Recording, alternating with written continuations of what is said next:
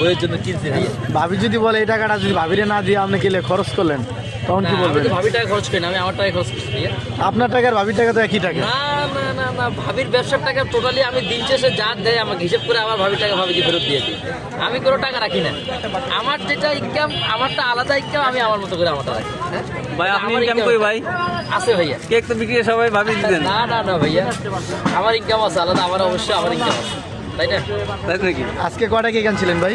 আজকে অলমোস্ট প্রায় 70-70টা প্লাস, এখন কয়টা বাকি আছে? আর মতো 4-5টা বাকি আছে, শেষ সব শেষ। 1 লাখ টাকা ইনকাম হয়ে গেছে। আর না ভাই, খরচ আছে ভাই। হাতি দেখতে যেরকম না, খায়ও কিন্তু এরকম। অনেকে মনে করে জাকির ভাই এত বেচা কিনা নিশ্চয় কোটিপতি হয়ে যেতেছে। না রে ভাই, আমার যেরকম বেচা কিনা এরকম খরচ। বেচা কিনা যে করি, এইগুলো কিনে আনতে হয় না, জিনিসপত্রগুলো কিনে আনতে হয় না, কয় টাকার লাভ হয়। আরও দোকানদার আছে, জিজ্ঞেস করবেন কেকে কিন্তু কত পার্সেন্ট লাভ থাকে। আর ভালো জিনিস ব্যবহার করতে আরও থাকে না। আমি সব 100% ফুড গ্রেড জিনিস ব্যবহার করি, যার কারণে আমার একটু লাভটা একটু কম থাকে।